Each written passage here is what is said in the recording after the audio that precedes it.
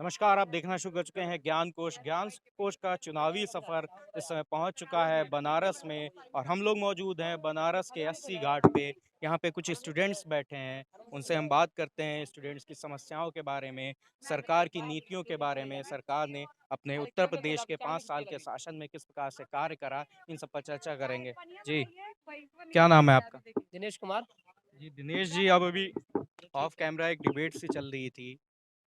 भारत को आपने कहा हिंदू राष्ट्र बनाना है। जी, तो हिंदू राष्ट्र बनाने से ही क्या कल्याण होगा? भारत पहले से हिंदू राष्ट्र है, बनाना क्या, वो तो है ही है उसमें। ऑन पेपर तो नहीं है। ऑन पेपर है, हो जाएगा ना 2025 में हो अच्छा, जाएगा। तो उससे फ़ायदा क्या मिलेगा? अगर मैं स्टूडेंट हूँ तो मुझे हिंदू राष्ट्र बनने से क्या फ़ायदा मिलेगा? देखिए हिंदू का जो सिविलाइजेशन है, जो संस्कृति है ना, उससे बहुत फ़ायदा मिलेगा, जी, समझे कि नहीं? अभी स्टूडेंट्स को जॉब नहीं मिल रही है, 25 में हिंदू राष्ट्र बन जाएगा, मिल जाएगी। जॉब की बात जहाँ तक कह रहे हैं ना आप ना, कितने देश में जो स्टूडेंट है पता है आपको? डाटा रखे हैं? कितने भी स्टूडेंट हो, जॉब तो मिलनी है। अब देश में सरकारी स्टूडेंट्स नौकरी मिलेगी। सरकारी नहीं चाहिए, लेकिन जो हैं अरे काबिल हैं प्राइवेट मिल उनको रहा तो है ना, देंगे ना। जो व्यक्ति अच्छा है उसको नौकरी मिल रही है। अब प्राइवेट नौकरी 8,000 की करके 1,000 का सिलेंडर भरवा के घर चला लेगा। अरे 8,000 नौकरी किसको मिल रहा है भैया? प्राइवेट में 8,000 कोई नौकरी नहीं है। अगर फिर वही अभी ग्रुप डी की नौकरी निकलती है। अभी मैं खुद ही इसी डिबेट में सुन रहा था कि 2,500 पीएचडी होल्डर्स ने उसमें फॉर्म भरा। अच्छा अब यही देखिए बताइए जो ना, व्यक्ति 5,000 अगर बताओ पढ़ाने को 5,000 मिल रहा है एक टीचर जिस को, लायक है तो उस लायक जी उसको नौकरी मिला है। जी। ठीक ना? आप अच्छे करिए, अच्छा नौकरी मिलेगा आपको। हम्म, तो मतलब कोई अच्छा उत्तर प्रदेश में तो कोई अच्छा नहीं है इस टाइम फिर। सबको मिल रहा है रोज़गार, एक दिन में रोज़गार पैदा होता है, 4 दिन में बच्चा दौड़ना शुरू होता है, धीरे-धीरे समय मिलेगा सबको, सरकार सब काम कर रही है। 3 साल कोरोना रहा, सरकार हम्म, काम कर रही, रोज़गार भी आएगी, सरकार भी हम्म। बनेगी, आप घबराइए मत, सब देखते जाइएगा। अच्छा, कोरोना की बात आपने करी। कोरोना पे मैं जिस भी एक्चुअली मैं बीजेपी सपोर्टर से अगर बात करता हूँ, ये बात का हवाला देता है, आकस्मिक आया, किसी को जानकारी नहीं थी, तैयारी नहीं थी हमारे पास में, अचानक से आ गया, अस्पताल में बेड नहीं थे। चलिए फर्स्ट वेव में हमारे पास तैयारी नहीं थी, मान लिया आप लोगों की बात, मतलब आपसे मतलब बीजेपी के लोगों की बात में। लेकिन जब सेकेंड वेव आई तो हमें पता चल चुका था ना कि कोरोना आया है, कैसी बीमारी है। सेकेंड वेव में हमें अच्छा खासा टाइम भी मिला, उसके बाद भी हम लोग क्यों नहीं इतना तैयार हो पाए कि सेकेंड वेव में तो मुझसे ज्यादा फेल हो गए। सरकार अपना काम कर रही है, मजबूती से काम कर रही है, ठीक ना? एक दिन में कोरोना ठीक नहीं हो जाता। अच्छा, अच्छा मेरा सीधा सा है, हिंदू राष्ट्र बनाने से हुँ। एक आम नागरिक को क्या फायदा मिलेगा? अरे भैया गज़ब बात है, कौन हिंदू राष्ट्र बनाने से आप कहीं जाते हैं तो क्या कहते हैं आप? कि मैं हम्म, भारत से आया हूँ, भारत मैं से आया हिंदू हूँ। हूँ, मैं अभी भी कहता हूँ मैं भारत से आया हूँ, मैं भारत से हूँ, मुसलमान हूँ। फिर कहते हैं मुसलमान हूँ। हाँ, मुसलमान है, आपका पूर्वज मुसलमान था क्या? मेरे पूर्वज मुसलमान थे। किससे कह रहे हैं कि पूर्वज आपका मुसलमान था? कहाँ किस ये इतिहास आप ये किससे डिग्री कह रहे हैं आपके पूर्वज ये मुसलमान थे? डिग्री आप आप मुझे औरंगज़ेब के देंगे? बच्चे हैं? ये डिग्री आप आप मुझे औरंगज़ेब के देंगे? बच्चे हैं? मैं मुस्लिम अकबर के हूँ बच्चे नहीं, हैं? आप बीजेपी वालों की नहीं, यही नहीं, समस्या औरंगज़ेब के है। बच्चे हैं वो आप। सबका खुद ही औरंगज़ेब के डिसाइड बच्चे हैं तो करेंगे कि बताइए। मेरे मैं किसकी मेरी नहीं, नहीं, आपने कहा कि पीढ़ी किससे पूर्वज चले आ रही आपने है। कहा कि मेरा पूर्वज जो है मुसलमान था, तो आप औरंगज़ेब के बच्चे हैं। तो आप तो मुझे आप सर्टिफिकेट देने वाले आप कौन होते हैं कि मेरे आप कैसे पूर्वज कह कौन थे? देंगे आप कैसे कह देंगे कि आप कैसे कह देंगे कि हिंदू राष्ट्र नहीं बनेगा? भारत हिंदू राष्ट्र है और भारत के पूरे मेरा सवाल था हिंदू राष्ट्र बनाना ही हिंदू क्यों राष्ट्र भारत की सबसे भारत बड़ी समस्या है इतने टाइम? आप अमेरिका जाते हैं, वहाँ क्या बोला जाता है? एक देश वहाँ पे यहाँ पे कोई नाम है देश में, भारत है, इंडिया है, हिंदुस्तान है, तो भारत का एक नाम रहेगा, कह भारत सकते के हैं। लिए अभी मुख्य समस्याएं क्या है? स्वास्थ्य व्यवस्था व्यवस्था, शिक्षा, रोजगार, ये वहाँ पर समस्याएं हैं, वहाँ या पर भारत के लिए वहाँ सिर्फ इतने टाइम यही है ना कि ना इसको ना हिंदू राष्ट्र बनाना? यहाँ पर जितने भी लोग मौजूद हैं, अधिकांश लोगों की बात आप सुनेंगे तो ओपिनियन यही आएगा कि एक स्वस्थ देश के लिए हम्म, स्वास्थ्य और शिक्षा प्रथमतः होना चाहिए, जी। प्रथम मुद्दा होना चाहिए। इस मुद्दे पर इस सरकार को जो आप कोरोना का सेकंड वेव कहे, उसमें फेल्योर साबित होते हुए देखा गया था, जी। ठीक ना?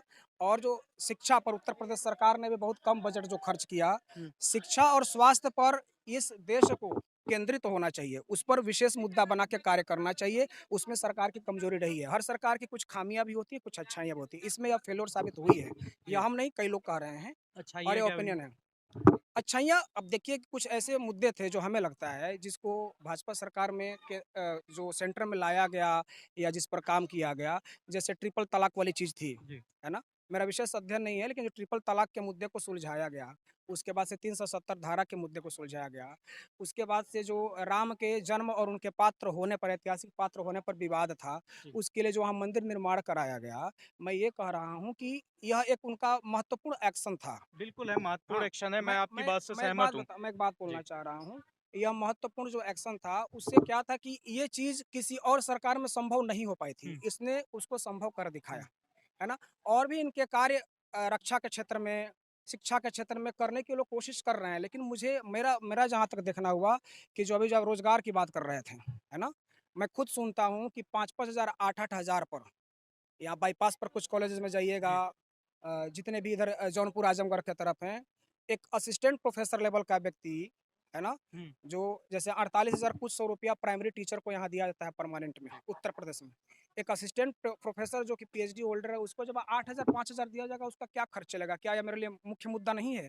इस पर बहस होनी चाहिए और इसके लिए सरकार को एक मुख्य मुद्दा बना के कार्य करना चाहिए कि जो वेल एजुकेटेड लोग हमारे हैं, वो कहाँ हैं?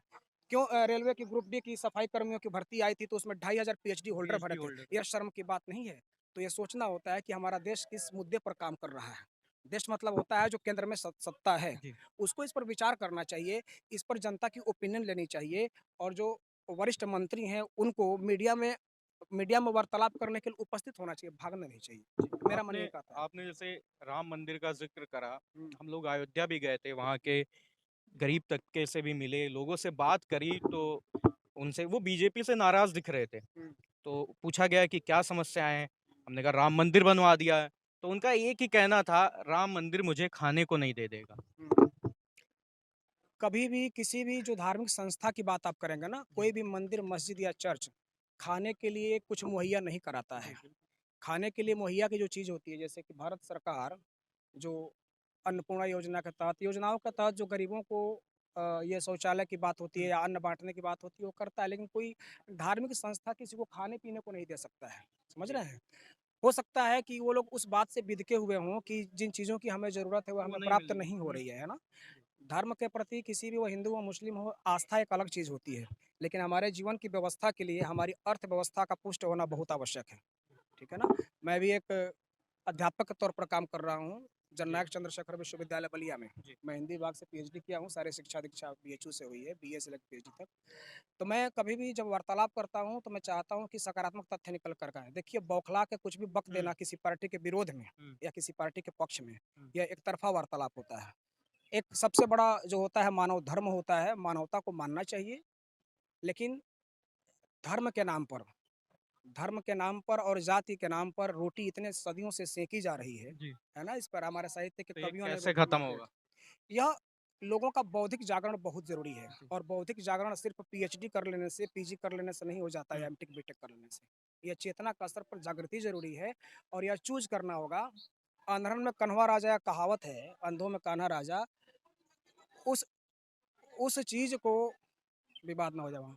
उस चीज़ को यहाँ पर छोड़कर एक अच्छे व्यक्ति को चुनना होगा, जनता को जागरूक होना होगा। ये नहीं कि हमारा काम हो जा रहा है तो हम इस नेता को अच्छा मान हुँ। लें, हमारा काम हो जाता है ये अच्छा हो जा रहा है। जानते हैं, वोट सर्वाधिक एक समस्या भारत की यह भी है कि सर्वाधिक शिक्षित लोग अपने शहर से गाँव आते ही नहीं है वोट देने। और गाँव के जो नीचे तबके के लोग हैं, उनको अन्न-पानी की जब सुविधा मिलती है, जिनको शिक्षा और अर्थव्यवस्था से कोई मतलब नहीं है, जीडीपी वो हुँ, जानते ही नहीं, हुँ।